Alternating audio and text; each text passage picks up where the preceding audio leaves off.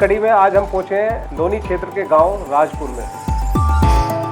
जानेंगे यहाँ के लोगों की क्या समस्या है, इस गांव में लोग कितने शिक्षित हैं, कितने अशिक्षित हैं, क्या इस गांव की कहानी है।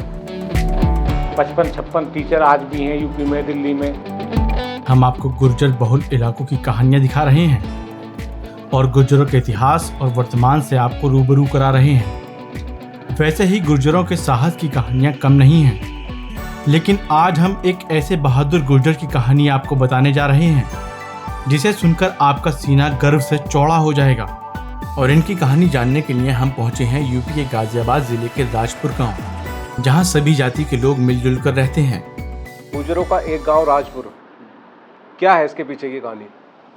मूलतः इस गांव में जाट आबादी थी पहले, इसके बाद भाटी गोत के लोग आपस से, इसके बाद कसानी गोत के लोग आगे बसे। अब संख्या में गुजर ज़्यादा है इस गांव में, जो और पढ़ा लिखा गांव है हमारा।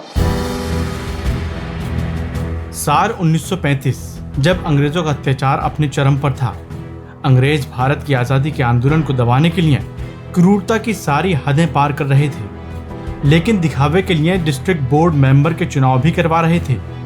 वहीं अपने दमन के दम पर अंग्रेज अपने मनचाहे उम्मीदवारों को जितवाने की कोशिश कर रहे थे। ऐसा ही हाल मेरठ में था, लेकिन अंग्रेजों के इरादों के आगे एक गुर्जर शेर डटकर खड़ा हुआ, जिसका नाम था प्रधान धनपाल सिंह।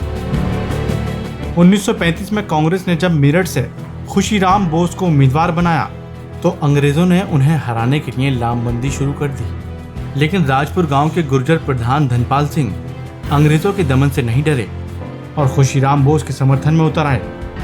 उन्होंने अपने प्रभाव से आसपास के गांवों के लोगों को खुशीराम बोस के पक्ष में इकट्ठा किया। धनपाल सिंह ने दिन रात एक करके आखिरकार कांग्रेस के खुशीराम बोस को जीत दिलवा दी। तो जब हम आपके गांव में एंट्री कर रहे थे तो एक बड़ा सा हमें गेट मिला जिस पे लिखा हुआ था चौधरी प्रधान धनपाल सिंह, ग्राम द्वार गुर्जर राजपुर। कौन थे मतलब जो प्रधान धनपाल सिंह जी? हमारे बाबा थे वो जी, और उस सन 35 में डिस्ट्रिक्ट बोर्ड के मेंबर रही थी। जब जिला मेरठ होता था 1935 ब्रिटिश टाइम की बात है जी। तब जो चेयरमैन के चुनाव हुआ करते थे, चुनाव में उन्होंने हिस्सा लिया था। कलेक्टर ने उन्हें बहुत दबाव डाला, उन्होंने फिर भी कांग्रेस की वोट दी। पंडित खुशीराम शर्मा की वही चेयरमैन बने, नवाब बागपत हार गए थे। पंडित खुशीराम शर्मा गांव आए धन्यवाद देने के लिए, बोले कि आपकी वोट बहुत कीमती थी, हमें हार की पूरी करता। खुशीराम बोस जब चुनाव जीते तो गुर्जर धनपाल सिंह का आभार जताने राजपुर पहुंचे और धनपाल सिंह से उनकी मदद के बदले कोई भी काम करवाने की बात कही। इसके बदले में गुर्जर धनपाल सिंह ने उनके सामने गांव में कॉलेज बनवाने की मांग रखी। राजपुर की जनसंख्या कम होने के चलते वहां तो कोई कॉलेज नहीं बन पाया, लेकिन नजदीकी गांव चिरोली में जरूर कॉलेज बनवाया गया। इसके बाद इलाके में शिक्षा की ऐसी लौ जगी जिसका उजाला गांव में आज भी है। गांव में करीब 50 से 60 सरकारी टीचर हैं। गांव के कई लोग पुलिस और दूसरे विभागों में बड़े पदों पर काम कर रहे हैं। राजपुर के सैकड़ों लोग सरकारी नौकरी में हैं। पढ़े लिखा गांव है हमारा, गजर अफसर रहे कई हमारे गांव में, कई दसियों प्रिंसिपल रहे हमारे गांव में, दिल्ली में, यूपी में तरीके से पुलिस में रहे, CO DSP से रिटायर हुए कई लोग, अब भी लोग सर्विस कर रहे हैं। 55-56 टीचर आज भी हैं यूपी में, दिल्ली में, जो अब सेवारत हैं अब भी जो है।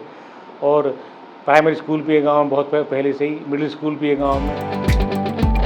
राजपुर की आबादी करीब 8000 है और इस गांव का इतिहास भी बेहद गौरवशाली है, लेकिन वर्तमान में ये गांव उपेक्षा का शिकार है और गांव में कई तरह की समस्याएं हैं। क्योंकि रास्ते बहुत ख़राब हैं, जो कि कनेक्टिविटी टीला मोड़ से बहुत ख़राब है गांव की, जो इस तरीके से आने जाने की बड़ी दिक्कत होती है। एक बसों की सुविधा बिल्कुल नहीं है, जो पहले फरनगर से बहुत बसें चलती थी, दिल्ली हम आराम से जाते थे, गाजियाबाद आराम से पढ़ लेते थे, अब एक भी बस नहीं है। अपनी किसी पे साधन है तो ठीक है, नहीं तो नहीं है। सबके पास साधन भी नहीं होते, तो बसों की कनेक्टिविटी होनी चाहिए। स्वास्थ्य केंद्र है, वहाँ पर डॉक्टर नहीं है। मैं अच्छी लाइब्रेरी हमारे गाँव में एक भी नहीं है, लाइब्रेरी बननी चाहिए थी। अच्छा, कितनी दूर यहाँ से लाइब्रेरी है? जो लाइब्रेरी यहाँ से तो ये समझो कि लाइब्रेरी गाजियाबाद में ही है, आसपास कोई लाइब्रेरी इस लेवल की नहीं है, इसलिए होनी चाहिए। गुर्जर समाज के इस गांव में सामाजिक ताना बाना और भाईचारा आज भी मजबूत है।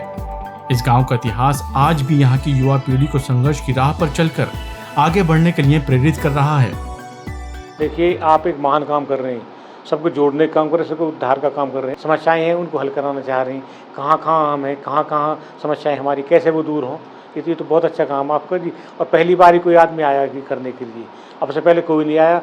आते थे पत्रिका छपने के लिए आ जाते थे, पैसे ले जाते थे और होता कुछ नहीं था जी। अब तक इतिहास विश्वास भी लोगों को खत्म हो गया जी। आप निस्वार्थ सेवा कर रहे हैं तो बहुत अच्छी बात है जी। आप खूब आगे बढ़ेंगे, इसको लोग पसंद करेंगे तो अच्छी बात है जी। आप सबको जोड़ रहे हैं। धन्यवाद। आज आपने हमारे से बात की और हमारी कोशिश रहेगी कि हम अगले गांव में भी जाएं, हर गांव की जानकारी दें, जिससे यहाँ पे बैठे मास्टर जी भी देख सकें कि राजस्थान दिल्ली के जो हमारे गुर्जर भाई हैं वो क्या कर रहे हैं और क्या उनसे जाके सीखा जा सके और क्या उनको सिखाया जा सके। तो ये थी राजपुर गांव या यहाँ के गुर्जर शेठ धनपाल सिंह की कहानी। हम ऐसे ही गुर्जर समाज के वीरों का इतिहास और गुर्जर समाज के वर्तमान भाईचारे की तस्वीर आपको दिखाते रहेंगे। आप इस वीडियो को शेयर कर हमारा साथ दें और भारत के गुर्जर चैनल को सब्सक्राइब कर हमारा हौसला बढ़ाएं।